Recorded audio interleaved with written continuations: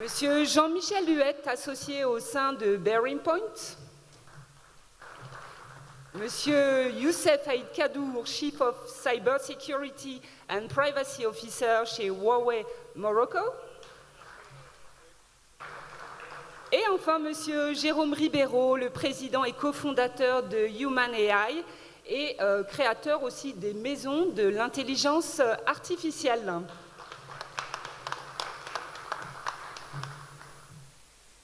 Ah, alors je vais rester au pupitre. Donc bonjour à tous, merci de votre présence. Donc aujourd'hui, on assiste à différentes révolutions numériques à l'heure de l'arrivée fracassante de ChatGPT. On va parler de la façon dont l'Afrique s'organise pour structurer ses écosystèmes numériques, tant au niveau des infrastructures, de défense, de cyber security, d'intelligence artificielle également. Je vous propose d'entrer tout de suite dans le vif du sujet avec Hasnen Iridji. Donc Hasnen, on vous connaît bien ici à Madagascar et sur le continent, puisque vous êtes à la tête d'un groupe qui est présent aujourd'hui dans une dizaine de pays d'Afrique. Alors attendez, je vais quand même... Voilà, une dizaine de pays d'Afrique. Vous avez à peu près 6400 collaborateurs aujourd'hui, un chiffre d'affaires de 1,9 milliard de dollars, me semble-t-il, l'année dernière. C'est une réussite assez spectaculaire puisque vous êtes un des poids lourds en fait des telcos. Vous êtes panafricain et vous faites déjà, c'est déjà un cas d'école. Vous inspirez déjà beaucoup d'acteurs africains dans le secteur. Selon vous, Monsieur Iridji, quels sont les secteurs de force en Afrique qui peuvent être supportés aujourd'hui efficacement par le secteur du numérique? C'est une question assez globale, mais à mon avis, à laquelle vous pourrez facilement répondre. Alors, merci beaucoup Marie-France de m'accueillir ce matin. Bonjour à toutes et à tous. Je suis ravi de voir les amis, les collègues autour de la table.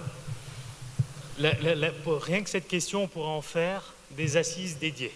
Absolument. Rien que cette question, on pourrait en faire des assises dédiées. Pour ne pas monopoliser trop la parole, je réponds en quelques mots, je vais dire les choses suivantes. Sur le continent, nous avons disrupté tous les secteurs de l'économie, nous sommes en train de les disrupter avec le numérique. Vous en voyez les exemples, que ce soit au niveau de la finance, que ce soit au niveau de l'éducation, que ce soit au niveau de l'agriculture, on est en train de disrupter, la technologie est en train d'arriver, est en train de changer la donne. Je pense qu'on a une chance qui est exceptionnelle, on a une population qui est demandeuse, on a une jeunesse qui est friande, qui est désireuse d'apprendre, mais surtout, on a les infrastructures qui se mettent en place au travers de tous ces partenariats publics-privés qui voient le jour sur le continent. Donc, tous les secteurs de l'économie, de toute façon, il est impensable de se dire que le numérique ne va pas tout toucher. Il y a 10 ans, on se posait encore des questions, mais votre question aujourd'hui n'est plus d'actualité. Nous sommes en train de créer le monde de demain. La moitié des jobs de 2035 n'existent même pas encore aujourd'hui. Je crois que cette statistique est assez incroyable. Parce que toute l'arrivée des technologies, il y a un an, on ne parlait pas de ChatGPT. Voilà, c'est assez simple. Donc pour moi, l'ensemble de notre économie, l'ensemble de nos secteurs vont être touchés. Et en Afrique, on le montre déjà, nous avons déjà disrupté bon nombre de choses. Nous sommes un modèle en termes de développement économique, par exemple, sur le mobile money et sur d'autres activités. Absolument. Alors après, il y a aussi cette question de la valeur. C'est vrai qu'il y a beaucoup d'innovations qui naissent ici en Afrique. Gardez le micro, Hasnen, un petit peu. Il y a beaucoup on parle souvent des fintech avec cet exemple de M-Pesa, cet exemple historique au Kenya. Maintenant, c'est vrai que tout ça, c'est une partie de cette valeur échappe quand même un petit peu à l'Afrique puisque c'est un groupe anglais finalement qui est à la manœuvre aujourd'hui. Que ça vous inspire? Comment on fait pour retenir cette valeur sur le continent? Alors Marie-France, moi je réagirais, je dis toujours la chose suivante. À la fin de la journée, ce qui est important, c'est la valeur qui est créée, qu'elle soit créée par un groupe anglais, par un groupe espagnol ou whatever. Le plus important, c'est que cette valeur soit réinvesti sur le continent. C'est ça qui est le plus important. Et si ces groupes, vous citiez le groupe Vodafone, s'engagent à réinvestir une grosse partie de ses profits dans des infrastructures, dans de la formation, dans de l'innovation, dans du support pour le développement des économies, c'est ça qui est le plus important à la fin de la journée.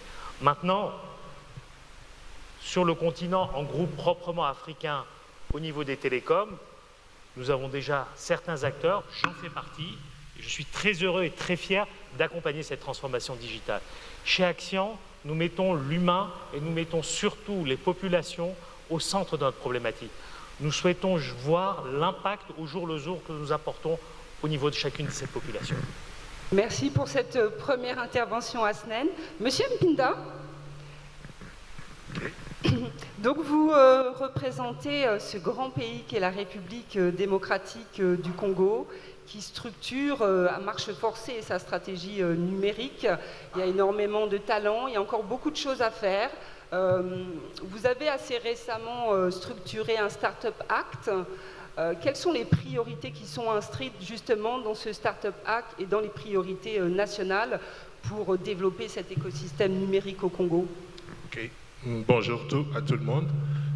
Effectivement, la RDC, depuis 4 ans, a lancé un tournant numérique avec l'arrivée du nouveau président de la République. Et ce tournant numérique s'est matérialisé par plusieurs étapes.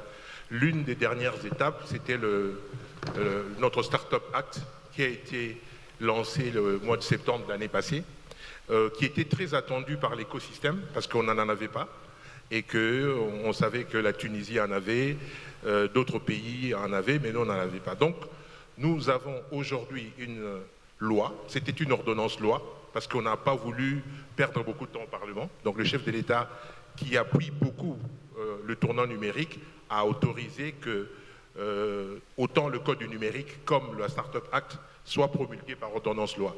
Donc, ce Startup Act était d'abord le fruit d'un immense travail de tous les parties prenantes. On n'a jamais vu autant de la société civile, les institutions financières, l'État, les startups se sont retrouvés pendant plusieurs mois et ils ont sorti un texte. Ce texte est caractérisé par 5 choses. La première chose, c'est que pour une fois, nous avons un texte qui est clair et précis. Tous les termes relatifs à l'écosystème du numérique ont été définis de manière univoque. Start-up, petite entreprise, micro-entreprise, incubateur, tout ça, ça a été très bien défini. Deuxième point important, c'est que nous avons créé le processus de labellisation de start-up. Parce que l'État avait donné des avantages fiscaux aux start-up, mais demande précédemment que les start-up puissent se regrouper, être labellisées pour pouvoir bénéficier des avantages. Donc, aujourd'hui, nous avons à mettre en place un comité national de labellisation qui va permettre de labelliser les start-up.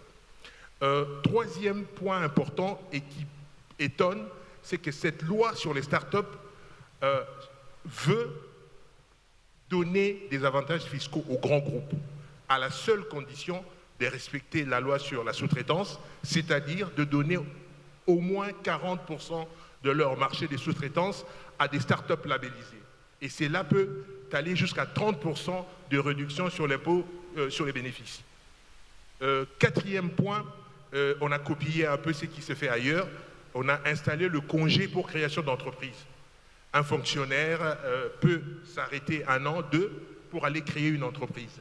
Et puis le dernier point, ça n'existait pas, mais on a imposé l'infraction de prise illégale d'intérêt pour tous ceux qui travaillent autour du numérique et qui sont dans des fonctions publiques qui parfois deviennent des freins à l'évolution du numérique. Donc ce sont les 5 points de notre Startup Act, mais je dirais la chose la plus importante, moi je suis un ingénieur, il faut être pragmatique.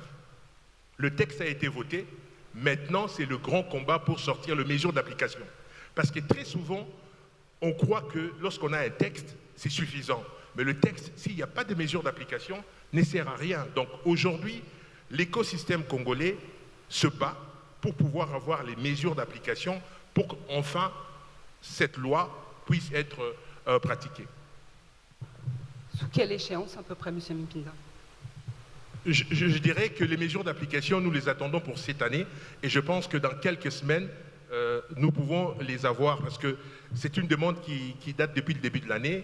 Effectivement, on a beaucoup d'urgence et puis cette loi n'est pas seulement pour le ministère du numérique. Elle concerne le ministère des Finances parce qu'il y a beaucoup de finances, budget, petites et moyennes entreprises parce qu'on a donné beaucoup d'avantages fiscaux aux startups et parfois le ministre des Finances regarde par 2 fois pour sortir les mesures d'application.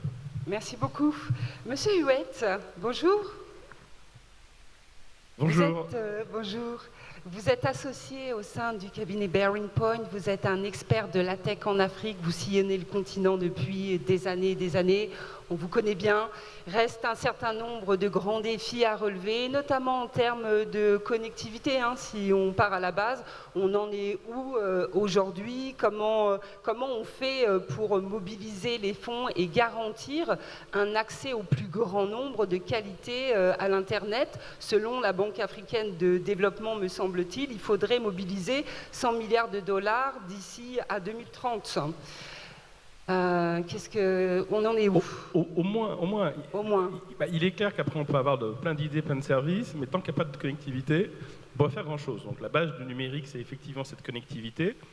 L'Afrique a fait un énorme bond en avant en 20 ans. En 20 ans, l'Afrique a fait ce que l'Europe a fait en 90 ans. Il faut quand même le rappeler. Ça, c'est le côté positif. Le côté négatif, ça reste le continent le moins connecté au monde. Donc, il y a encore une marge de manœuvre. Il y a moins de 40% des Africains qui ont un accès possible, je ne parle même pas d'abonnement ou rien, un accès possible à l'Internet au débit. Et c'est un véritable enjeu, surtout qu'il y a d'énormes inégalités. Des inégalités qui peuvent être géographiques. C'est pas la même chose un État enclavé qu'un État non enclavé, puisque l'Internet, typiquement, il vient par les câbles. Alors, on est dans une île, c'est peut-être entre guillemets plus facile, quoique. Et aujourd'hui, Madagascar a fait d'énormes progrès. Madagascar, il y a 15 ans, c'est pas Madagascar aujourd'hui en termes de connectivité. Il y a 4 grands câbles sous-marins, il n'y en avait pas beaucoup il y a 15 ans. Donc, énorme progrès. Mais vous avez des pays qui sont plus inégaux parce qu'ils sont enclavés.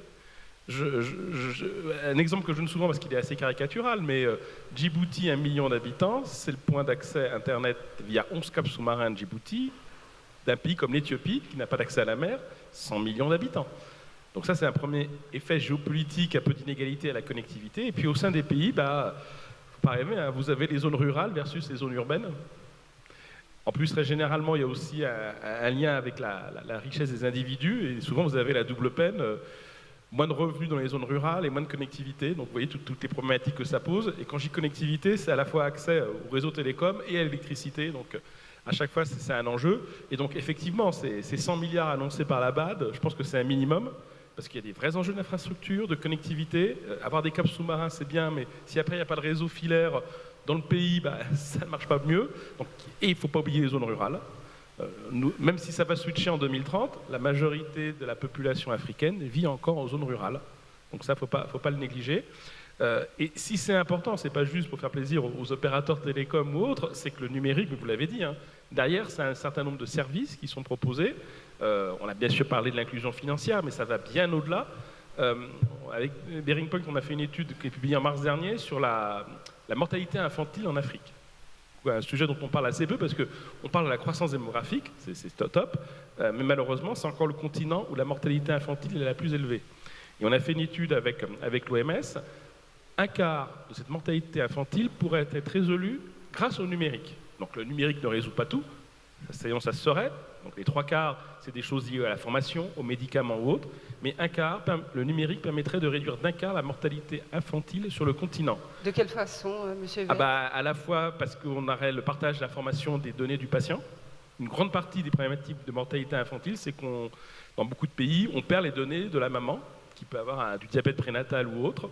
La simple suivi numérique, ne serait-ce que des données de santé de la mère, réduit la mortalité infantile. Et pour vous donner un chiffre, parce qu'on a fait les calculs avec l'OMS, je ne parle pas de quelques centaines de milliers de cas. Réduire d'1 quart la mortalité infantile sur le continent aujourd'hui, et donc arriver à des chiffres qui sont encore élevés, mais beaucoup plus bas qu'aujourd'hui, à horizon 15 ans, je parle de 13 millions de bébés. 13 millions de bébés. Parce que la mortalité infantile, c'est moins de 5 ans. Aujourd'hui, c'est un enjeu majeur. C'est peut-être l'indicateur sur lequel le continent est le plus en retard. Le numérique, ce n'est pas la solution, c'est une des solutions, et qui a un avantage par rapport aux autres qui existent, parce qu'il y a des questions de formation des médecins, etc., c'est que quand c'est mis en place, le numérique, ça va vite. Donc ça permet d'atteindre assez vite des quick wins et des résultats. Donc oui, c'est un enjeu qui va bien au-delà de la connectivité, c'est tous ces services qu'on propose derrière. Et par rapport à votre question sur les financements, c'est des financements qui doivent être de différentes matières. Ça peut être des financements publics, et c'est là que les bailleurs de fonds interviennent parce que ça permet de développer des infrastructures.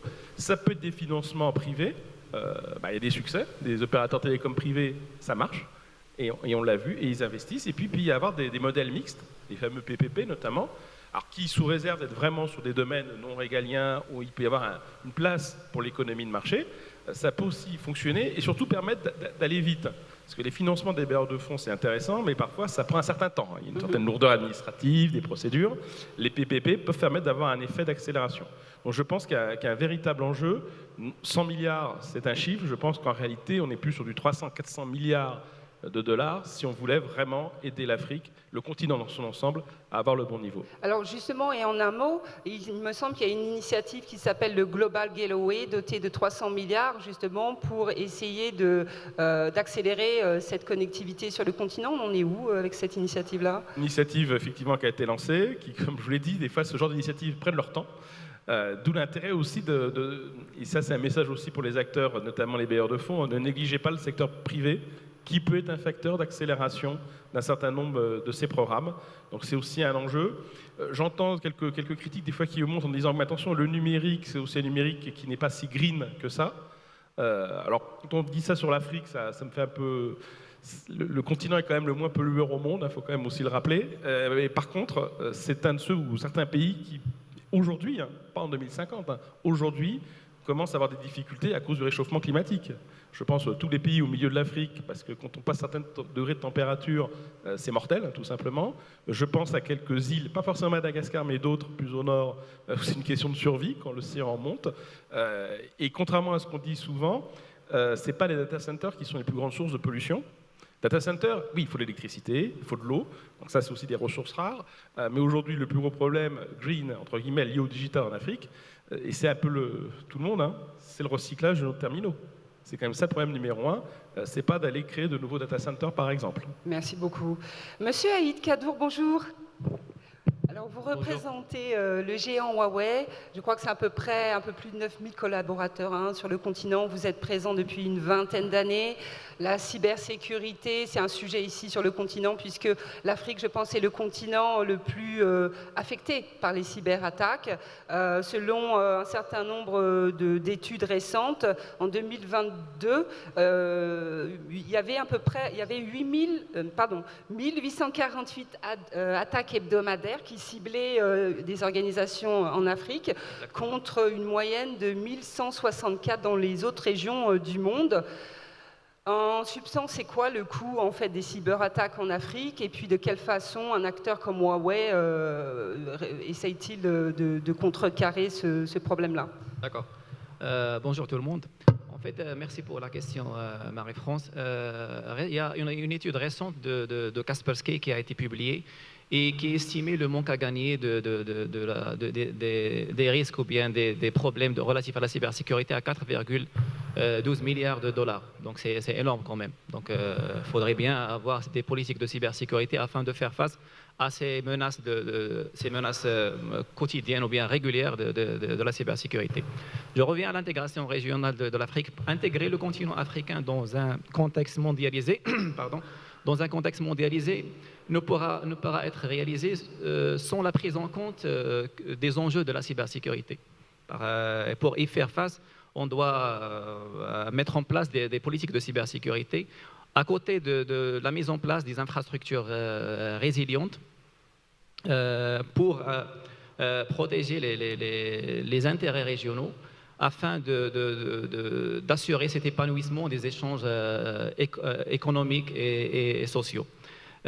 En tant que leader mondial des télécommunications, Huawei collabore d'une manière étroite avec les différents régulateurs et les organes de standardisation afin d'assurer aux pays africains une transition numérique sûre, sécurisée et responsable. Et pour réussir cette mission, il y a beaucoup de piliers, de leviers à actionner, parmi lesquels le renforcement des infrastructures. Comme vous le savez bien, l'infrastructure, c'est le numérique, il repose sur l'utilisation des infrastructures. Et l'infrastructure, c'est un des éléments clés pour la réussite d'un développement et une économie numérique. Notre rôle dans ce cas, c'est fournir des infrastructures fiables, sécurisées et disponibles à tout moment. Et la cybersécurité, elle fait partie du cœur de notre mission. Dans ce contexte-là et dans cet objectif, on alloue la première priorité à la cybersécurité. Et on l'intègre dans toutes les activités qu'on mène. Et on l'intègre aussi dans le process de produits ou bien de production des produits, des équipements qui seront installés dans les infrastructures des télécommunications et des nouvelles technologies, conformément à ce qu'on appelle le principe Security by Design. On a le Security by Design et la Privacy by Design qui consiste à prendre en charge les exigences de cybersécurité, les exigences de protection de la vie privée dès les premières phases de conception des produits. Le deuxième point, c'est la formation. À Huawei, on est conscient que le capital humain, c'est le moteur de développement économique. Et pour cette raison-là, on a mis en place plusieurs programmes de formation. Je cite là le ICT Academy. Si je prends le cas de la région de Northern Africa, qui contient les 28 pays au-dessus de l'équateur, parce que je viens du Maroc, donc on a collaboré avec 350 universités et écoles spécialisées dans le domaine des nouvelles technologies et de l'information, dans 15 pays de l'Afrique du Nord. Et l'objectif, c'était la formation des étudiants dans des technologies de pointe telles que le cloud, l'intelligence artificielle ou encore la cybersécurité. Il y a un autre programme, c'est le ICT Competition, dont l'objectif, c'est la formation à travers des concours. Troisième programme, c'est le Seeds for the Future. C'est un programme qui vise à sélectionner les talents dans le domaine des nouvelles technologies et de l'information pour leur offrir des formations sur mesure dans le domaine des télécommunications, des nouvelles technologies et aussi dans la cybersécurité. Le troisième point, et je termine sur ça, pour l'accompagnement des gouvernements et de l'Afrique dans ce mouvement numérique, c'est la sensibilisation. On est conscient que la plupart des cyberattaques, ils ciblent et exploitent des vulnérabilités et des failles de type humain. Donc à ce moment-là, il est primordial d'avoir un mécanisme de sensibilisation au profit des employés de la compagnie, au profit des partenaires et ainsi de suite. Donc généralement, ce sont les actions qu'on actionne pour accompagner ce mouvement et accompagner les pays africains pour réussir cette transition numérique. Merci beaucoup. Monsieur Mpinda, j'aimerais vous faire réagir sur ce qu'a dit rapidement, parce qu'après j'aimerais bien entendre Jérôme Ribeiro aussi, mais sur tout ce qui est réglementation. Il existe la convention de Malabo qui a été lancée en 2014. Pardon. Or, à ce jour, il y a à peu près, je crois qu'il y a 12 ou 13 pays seulement qui l'ont ratifié. Le Congo, RDC en fait-il partie? Comment vous expliquez cette lenteur, justement, pour ratifier ce texte? Et oui, effectivement, la convention de Malabo est aujourd'hui le seul texte qu'on a qui traite au niveau continental de la problématique de cybersécurité. Effectivement, la RDC, il y a de cela 2 mois, le Parlement a donné le go pour la ratification de la convention de Malabo.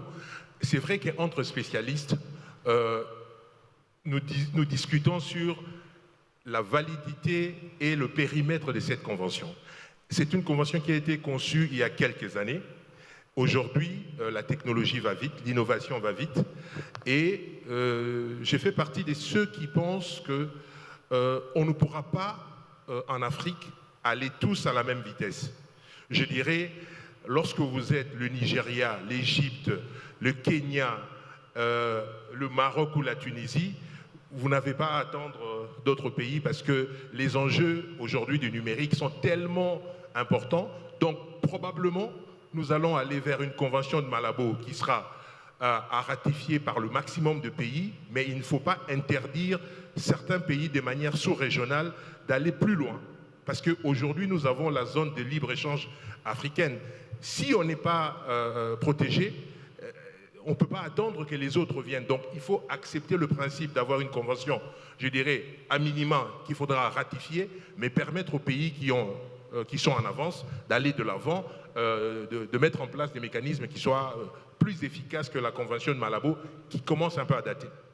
Merci beaucoup. Jérôme Ribeiro, merci pour votre patience. Alors, vous êtes à l'initiative de Maison de l'intelligence artificielle en Afrique. Vous êtes un expert de la question très connu en France notamment, mais aussi dans plusieurs pays africains, parce que vous sillonnez le continent depuis plusieurs années maintenant.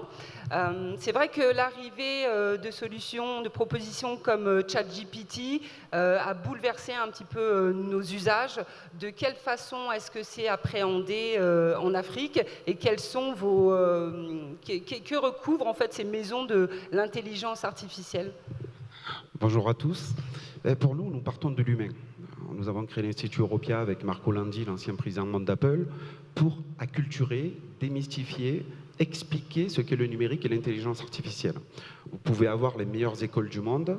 Si vous démystifiez pas, vous expliquez pas, vous acculturez pas le chef d'entreprise à quoi va lui servir le digital, à quoi va lui servir l'intelligence artificielle, il n'y aura pas d'investissement dans ces technologies-là. Donc, la maison de l'intelligence artificielle, c'est un lieu d'acculturation où l'on vient comprendre, expérimenter l'intelligence artificielle.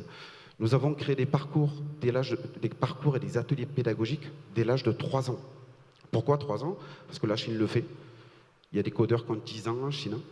Et les enfants apprennent vite. On leur donne des tablettes et on ne leur explique pas que c'est un outil, comment ça fonctionne, etc. On attend après le bac en France pour pouvoir aller sur ces métiers du numérique, alors qu'il fait partie de notre quotidien. Aujourd'hui, on a accès à l'information, ils peuvent se former sur les réseaux sociaux, sur YouTube, etc. C'est plus que ça, c'est aussi un lab d'IA appliqué. Donc on fait tout ce qui est la recherche du lab IA appliqué, au service de l'humanité et aux objectifs de développement durable, parce qu'on veut montrer l'exemplarité.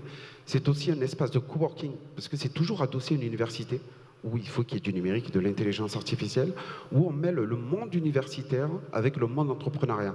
Certains chercheurs deviennent entrepreneurs, et on a un incubateur.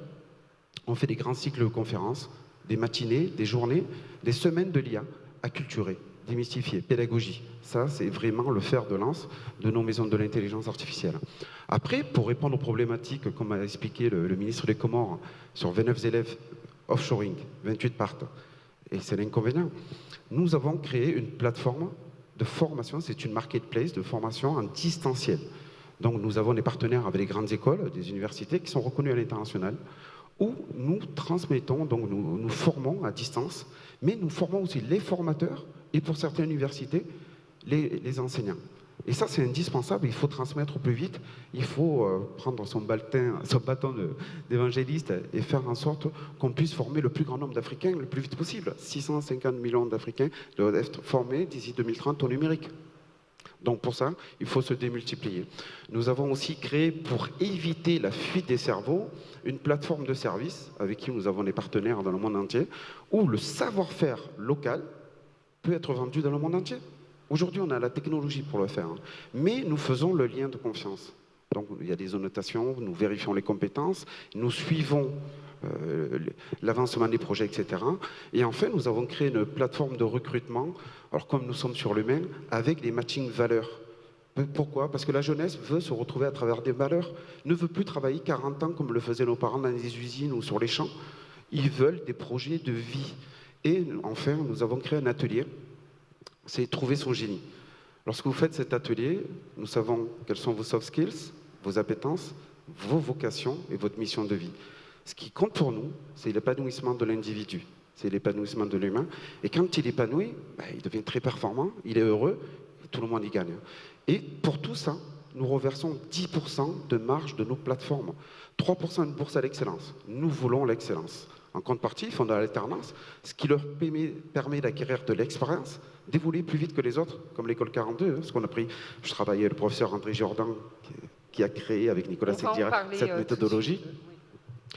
Nous donnons 3% pour le développement du territoire et 4% qu'on reverse au MIA. Donc on veut créer un cercle vertueux et ça fonctionne. On a créé 400 emplois au Maroc, on a créé des projets où on fait 90% d'économie d'eau sur l'agriculture, puisqu'on arrose que ce que l'espèce a besoin avec des drones et des caméras spectrales qui vérifient les besoins de la plante. Bon, on a fait aussi les cartographies des terroirs pour vérifier les cultures si elles sont adaptées et pour optimiser les productions. On a fait des tas de choses et en fait, l'avantage que nous avons, c'est comme on a une vision à 360, que nous avons des chercheurs, que nous avons des chefs d'entreprise, je demande des notes conceptuelles aux chercheurs pour dire, voilà, est-ce que ça va servir à l'humanité de faire ce que tu fais? Parce que chercher pour chercher, c'est bien. Ce que je veux, c'est les résultats. Donc, et là, ils se sont rendus compte, ils sont venus vers moi, ils m'ont dit, mais Jérôme, ça m'a permis de voir ce que je peux apporter. Et là, on y gagne tous et on promulgue de l'amour. Voilà. Alors c'est vrai qu'à travers votre témoignage, on entend l'optimisme et pas du tout les inquiétudes qui sont monnaie courante aujourd'hui autour de l'intelligence artificielle, qui n'est quand même pas non plus sans risque. C'est vrai que cette démocratisation de l'IA, ça comporte aussi un certain nombre de risques, Monsieur Ribeiro. Mais, attention, optimisme pourquoi? Puisque nous connaissons toutes les failles. C'est un outil, l'intelligence artificielle. Quand vous êtes conscient que vous faites une photographie, que vous êtes conscient de... Allez, je vais parler de mon ami. Je connais ses défauts, mais je l'aime pour ses qualités. Et c'est ce qu'il faut voir. Il faut toujours être dans le positivisme. Alors, je ne vais pas parler d'Auguste Comte, je ne suis pas dans cette mouvance-là, je suis dans la mouvance du cœur. Et moi, ce qui m'importe, c'est ce qu'on peut faire.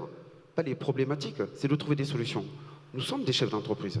Nous sommes là pour faire avancer et pour tirer avec nous et pousser avec nous, mettre en avant les gens et faire en sorte que cette planète, on la retrouve un peu plus belle que ce que nous l'avons rendue jusqu'à aujourd'hui à cause du néolibéralisme, du profit à tout prix, et nous parlons du capital humain à tout prix. Merci, merci Jérôme. Asnen, j'aimerais vous faire quand même intervenir sur la question de la formation, parce que je sais que ça fait quand même des années que vous formez non seulement les jeunes malgaches, mais aussi un certain nombre d'Africains justement au métier du numérique. Là bientôt va arriver cette école 42 ici à Madagascar. Est-ce qu'on pourrait faire un petit quand même tour de table de tout ce que vous mettez à disposition des jeunes du continent pour les former, les faire monter en compétences, sachant qu'aujourd'hui les besoins sont considérables et qu'il y a une véritable guerre des talents en plus. Avec grand plaisir, Marie-France, mais j'aimerais rebondir, si vous me permettez, sur les propos de M. Pinda et de Jean-Michel. Il y a quand même un point qui est extrêmement important. On a parlé rapidement, et je suis admiratif de ce qui se passe en RDC, quand j'entends parler de ce Startup Act, de cette loi pour motiver l'entrepreneuriat, le dynamisme des jeunes entrepreneurs, un grand bravo, moi je suis impressionné. Et quand j'entends encore, quand Jean-Michel exprime la route qu'on a devant nous, elle est droite, mais elle est encore très pentue. On a énormément de choses à faire. J'aimerais, moi, adresser un point qui est extrêmement structurant, je crois, et il faut être très clair. Les gouvernements n'y arriveront pas seuls, sans le soutien du secteur privé. Pourquoi M. Pinda de RDC passe autant de temps à parler des startups? Parce que c'est le secteur privé qui crée les jobs. Parce que c'est le secteur privé qui paie les impôts. Parce que c'est le secteur privé qui crée aujourd'hui la grande majorité des infrastructures de connectivité, de cybersécurité, de cloud. Alors, j'aimerais m'attarder juste un petit peu là-dessus, et on parlera d'infrastructures d'éducation avec plaisir. Le partenariat public-privé est extrêmement important pour répondre aux enjeux et aux challenges de demain. Mais il faut que ce soit un partenariat équilibré. Il faut que ce soit un partenariat où les uns les autres respectent leurs droits et leurs devoirs. Je crois que c'est important. On ne peut pas demander tout le temps au secteur privé « tu dois faire ci, tu dois faire ça, tu dois payer tel impôt, tu dois payer telle taxe », lui mettre la tête sous l'eau en permanence. Et en plus, tu dois faire, en termes de politique tarifaire, tu dois... Non, ça ne marchera pas comme ça. Ce qui marchera, c'est qu'il y a un dialogue. Ce qui marchera, c'est qu'il y ait une écoute. Et M. Pinda, vous étiez en train de parler de mise en place des décrets d'application de votre Startup Act. Alors, je vais vous donner un petit conseil.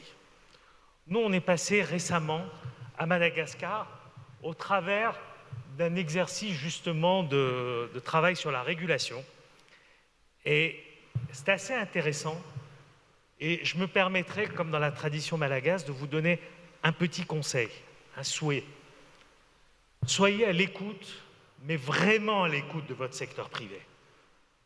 Pas juste, on les réunit, on discute avec eux, on leur offre à manger, à boire, et puis bon, on avance. Non, non. Non. Ce qui est en train de se passer aujourd'hui, ne ratons pas la révolution digitale. Et on n'y arrivera pas, cette révolution digitale, si les gouvernements n'écoutent pas le secteur privé, ne tendent pas la main au secteur privé. Et ça, c'est très important. Je tenais à insister sur ce point-là. En revanche, au secteur privé aussi d'aider le gouvernement. Au secteur privé d'accompagner le gouvernement. Et je pense, quand j'entends notre ami de Huawei, je crois qu'il y a des enjeux qui sont extrêmement structurants pour répondre au challenge de la connectivité, de la cybersécurité, du cloud. Ces enjeux, c'est de rééquilibrer les forces mondiales au niveau du numérique. Et à nous, secteur privé et secteur public, de s'entraider et de s'accompagner. Est-ce que vous trouvez normal aujourd'hui que quand vous êtes sur vos plateformes, je vous vois sur vos téléphones portables, continuez, c'est très bien, hein, mais quand je vous vois dessus, on est sur Facebook, on est sur Google, on est sur Apple, on est sur Amazon. Qu'est-ce que les gouvernements du continent touchent là-dessus en revenus? Qu'est-ce qu'on touche aujourd'hui comme imposition? Et je crois qu'il est là l'enjeu avant tout. Et c'est pour ça qu'on demande au gouvernement, tendons-nous la main. On doit aujourd'hui être sûr que nous finançons correctement les enjeux de connectivité, les infrastructures. À Madagascar, Jean-Michel l'a dit, il y a 10 ans, il y avait 0 câble sous-marin. Aujourd'hui, il y a 4 câbles sous-marins. Chez Axian, nous sommes extrêmement engagés sur l'investissement à impact sur le continent pour créer les infrastructures pour demain. Mais ces investissements sont coûteux, ils doivent être financés. Le problème sur le continent, c'est le sous-financement. Et le financement, il faut aller le chercher là où il est. Chez le secteur privé, chez les banques, chez les bailleurs de fonds, certes, mais c'est beaucoup plus lent comme on le disait, mais surtout, il faut rééquilibrer ces forces. Moi, je trouve anormal que la taxation soit uniquement faite en approfondissement, elles doivent être faites en élargissement, en demandant aux GAFAM de venir payer leur part du business qu'ils font sur le continent et qui échappe au gouvernement. Ça, c'est la première chose. La seconde chose que je trouve totalement anormale, nous déployons des dizaines de milliers de kilomètres de fibres. Vous connaissez tous ce que ça coûte. Alors, une petite anecdote, Marie-France. Rapidement, quand on déploie des infrastructures de fibre optique, après, il y en a qui n'ont pas eu le courage ou la volonté de le faire, viennent nous dire « Ah, mais on n'a pas eu le temps, on n'a pas eu, voilà, faire. » Mais ça, c'est un autre débat. Mais ce qui est extrêmement important, c'est que ces réseaux sont exploités par les GAFAM, ces réseaux sont exploités par des opérateurs qui paient 0 sur le trafic qu'ils utilisent sur nos réseaux. Et ça, c'est un point important. Et vous parliez de formation, et je vais terminer là-dessus, et c'est pour ça qu'il était très important pour moi d'aborder ces enjeux de formation. Parce que le capital humain doit être avant tout éduqué, formé en termes de skills adaptés pour les enjeux de demain, mais comprendre ces enjeux de demain, comprendre cette injustice digitale, comprendre ce déséquilibre en termes de financement qu'il faut absolument régler. Et donc nous, forts de ce constat, nous souhaitons absolument régler ces injustices en apportant des infrastructures de formation. Nous avons démarré avec l'Axian University, qui est une université d'entreprise il y a maintenant 5 ans, où nous avons apporté un campus de 1500 m² à nos collaborateurs pour des formations sur les soft skills, sur des formations dédiées en finance, en technique. Et nous avons le plaisir maintenant de lancer à la fin de l'année l'école 42 pour répondre aux enjeux du numérique, sur l'intelligence artificielle, sur la blockchain, sur tous ces sujets-là. Bravo, hein, je pense qu'on peut applaudir ce type d'initiative. Monsieur Mpinda, J'aimerais vous faire réagir aux propos de Hasnen par rapport justement au rôle des opérateurs privés. Comment vous faites pour structurer un écosystème qui permette de favoriser les échanges entre les banques, les acteurs publics et privés à partir de la RDC? Oui, bon, disons qu'au niveau de la RDC, la problématique est celle-ci. Aujourd'hui, la RDC repose sur l'industrie extractive. Donc, lorsqu'on vient en RDC, le secteur industriel le plus développé, c'est les mines. Mais lorsqu'on prend la carte où on analyse les données de la RDC est un pays agricole. L'agriculture aurait dû être le premier secteur de la RDC. Pourquoi? Parce qu'on a énormément de terres arables, on a énormément de cours d'eau, mais tout est tourné vers les mines. Bon, il y a l'histoire aussi, la colonisation et tout ça, mais nous devrons retourner. Alors pour le faire, l'État ne peut pas faire cela tout seul. L'État a besoin d'avoir un secteur privé qui soit à ses côtés pour pouvoir aller de l'avant. Effectivement, comme dans tous les pays, le secteur privé trouve toujours qu'il paye trop d'impôts et l'État trouve aussi que le secteur privé ne paye pas assez d'impôts. Alors, je pense que nous essayons de le faire en RDC, c'est de commencer progressivement à mettre autour de la table les deux. Et je prends le cas du numérique, parce que le numérique, c'est vraiment, je dirais, une des marques du nouveau président, parce que quand il est arrivé, il a nommé un conseiller spécial au numérique. Or, on avait l'habitude dans ce pays de n'avoir que le conseiller spécial en matière de sécurité. Et lorsqu'on a vu un conseiller spécial en matière du numérique, les gens se sont dit, mais il va faire quoi? Qu'est-ce qu'il va faire? Pourquoi il est spécial? Et c'est autour de lui que finalement, on s'est rendu compte que un pays comme la RDC, 100 millions d'habitants, 60% de la population a moins de 25 ans, on ne pouvait pas continuer à vivre comme on vivait depuis 60 ans et qu'il fallait se mettre autour de la table pour regarder comment donner des jobs à la jeunesse. Et aujourd'hui, le seul moyen de donner le job à la jeunesse, c'est de promouvoir l'entrepreneuriat numérique et de faire en sorte que l'agriculture devienne une des priorités. Donc, c'est difficile, il faut le reconnaître, parce que la Fédération des entreprises du Congo râle beaucoup, mais au moins nous sommes dans un processus de négociation, de discussions jour après jour, parce qu'aujourd'hui, l'État ne pourra pas financer les 50 000 km de fibres optiques dont on a besoin pour désengorger tous les pays. Ça, l'État ne pourra pas. Et l'État a besoin des partenaires privés pour pouvoir avancer. C'est vrai que c'est des négociations difficiles, mais la tendance aujourd'hui, c'est d'aller vraiment vers de l'avant. Il y a aussi un point. Souvent, quand on parle de capital humain, on pense qu'il faut former les jeunes au métier de demain. Non, le capital humain commence d'abord par former les décideurs. Parce que moi, je me suis retrouvé dans plusieurs conférences dans le monde avec des représentants des pays qui ne comprenaient rien aux enjeux de la réunion et qui ne pouvaient pas donner un point de vue argumenté parce que simplement ils ne comprenaient rien. C'est-à-dire, pour nous, nous l'avons fait dans le plan national du numérique, il faut apporter du capital humain aux décideurs africains. Savoir par exemple que les licences, c'est quelque chose de très compliqué. Nous avons, bon, je prends toujours cet exemple, quand vous allez à Paris, vous allez voir les régulateurs, l'ARCEP, et quand vous revenez en Afrique, vous avez l'impression que beaucoup de pays africains ont copié le modèle du régulateur français. Et chaque fois, je pose la question, je dis, mais pourquoi vous copiez ce modèle des régulateurs? Parce qu'en réalité, la régulation dans un pays qui n'a pas d'infrastructure, qui ne sait pas gérer son spectre de fréquences, ce n'est pas la même chose qu'en France, en Belgique ou en Suisse. Il faut que les décideurs comprennent les vrais enjeux. C'est-à-dire, lorsqu'on est dans un pays où nous n'avons aucune capacité de contrôler l'utilisation des spectres de fréquences, on ne fait pas de la régulation. On a beau avoir l'autorité des régulations, mais ils ne voient rien. C'est comme si on mettait, comme sur la police, sur la route, quelqu'un qui était aveugle.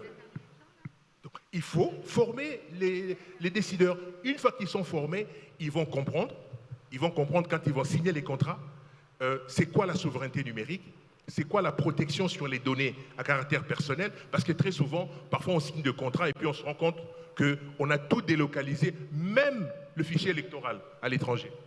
C'est qui est une aberration.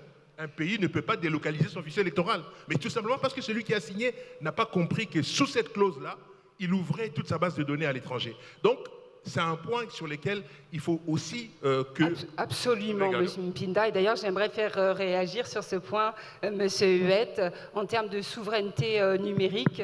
Bon, il n'y a pas que l'Afrique qui est confrontée à ce problème-là. J'ai envie de dire, l'Europe aussi a accusé un certain nombre de retards, même si maintenant il y a des normes, le RGPD, etc.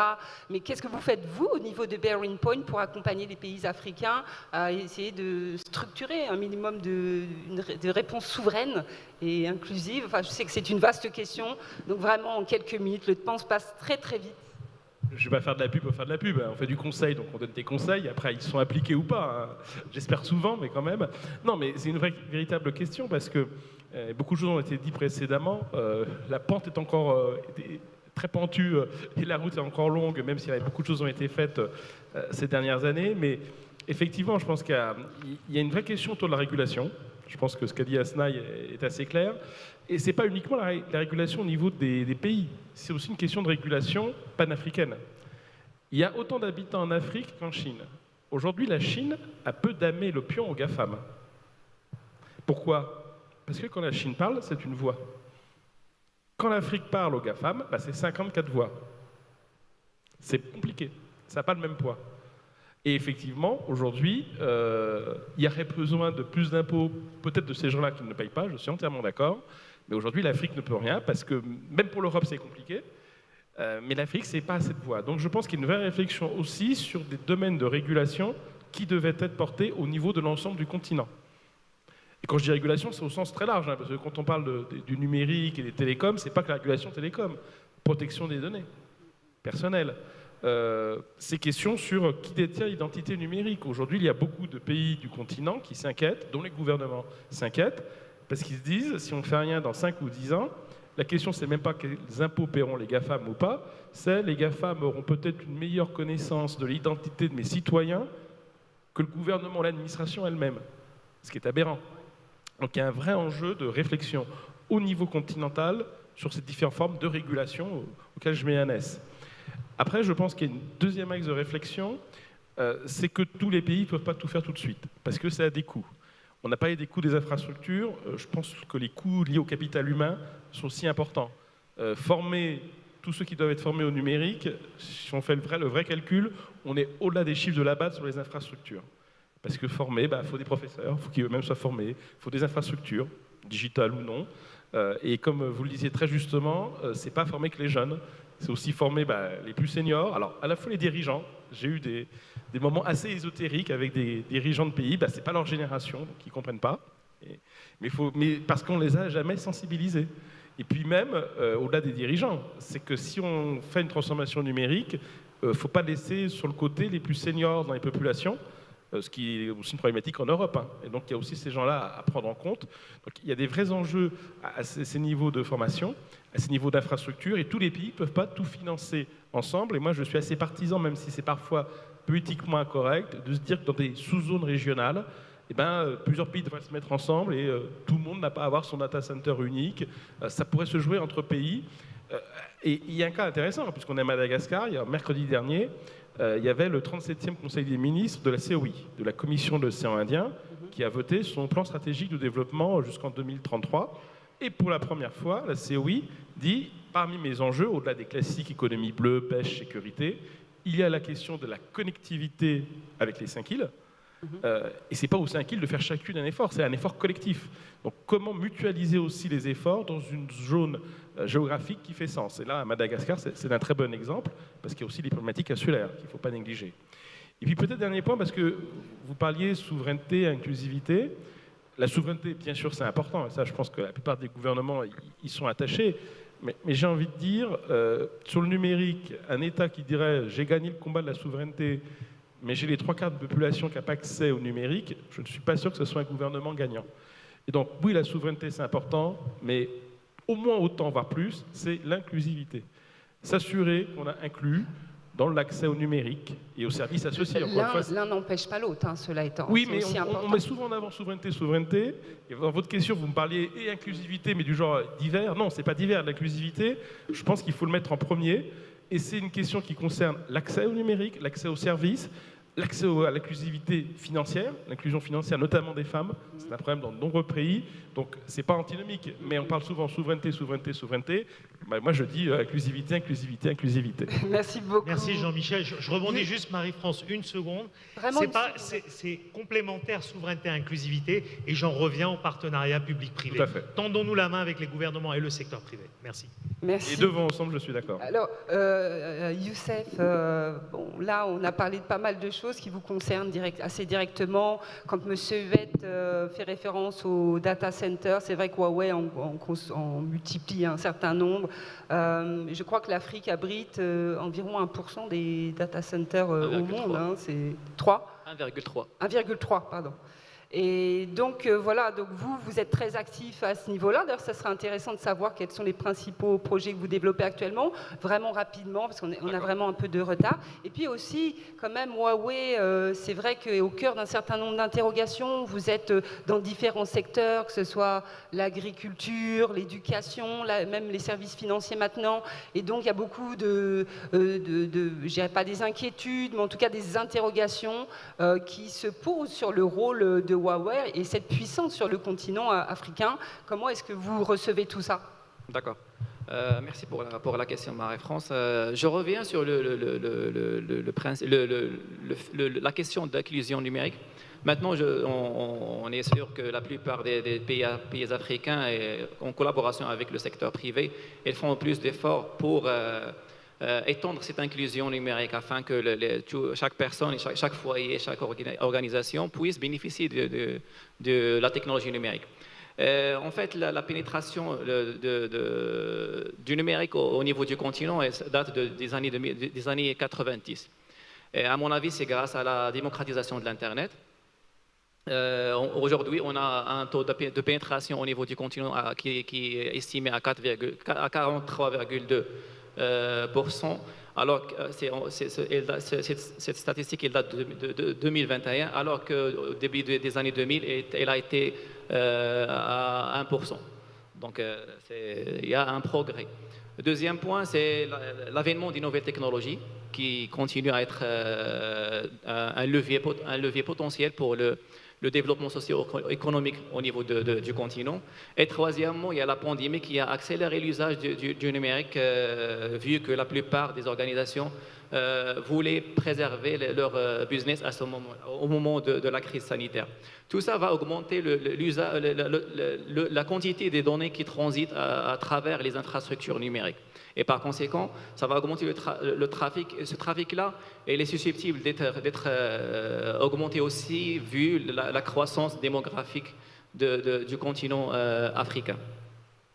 Et comme vous avez dit, c'est que 1,3% des data centers mondiaux est abrité au niveau de l'Afrique. Donc, il est impératif que le continent se dote de ces data centers afin qu'il affirme sa souveraineté numérique et par conséquent afin d'affirmer son autonomie stratégique au niveau sur la scène internationale.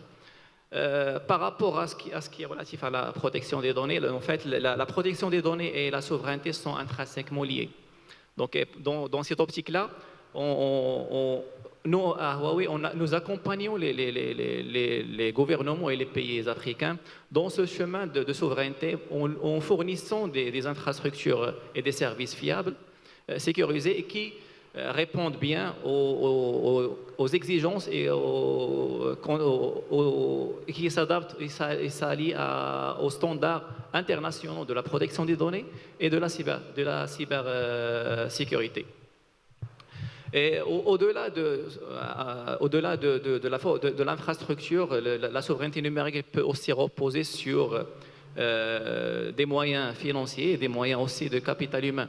Les moyens financiers, nous, à Huawei, nous encourageons l'émergence des acteurs locaux pour accompagner les stratégies mises en place par les gouvernements.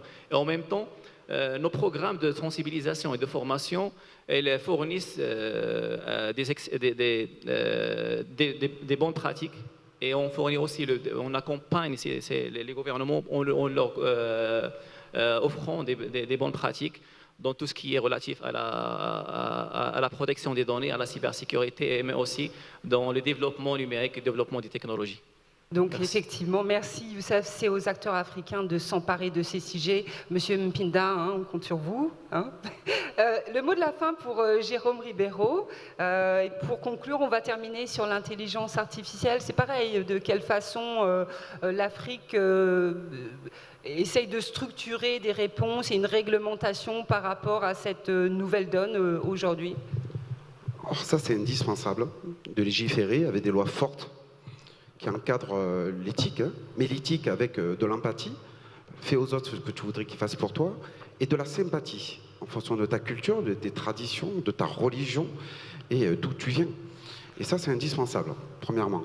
Ensuite, je suis super d'accord avec Snan, ce qui dit, l'État n'a plus les moyens, quels que soient les 54 pays d'Afrique, que ce soit l'Europe, que ce soit, on va pas parler des États-Unis et de la Chine, ils ont les moyens, c'est grâce à notre donnée d'ailleurs, on en parlait. Ce qu'il faut faire, c'est rassembler les écosystèmes, gérer plus loin que le partenariat privé-public. Allez voir les étudiants, allez voir la jeunesse qui veulent. Allez vers eux, rassembler. Nous, on soutient toutes les initiatives des associations, Women in Tech, Women Tech, etc. On les fait mettre en lumière. On leur dit, venez avec nous, on va vous mettre en lumière.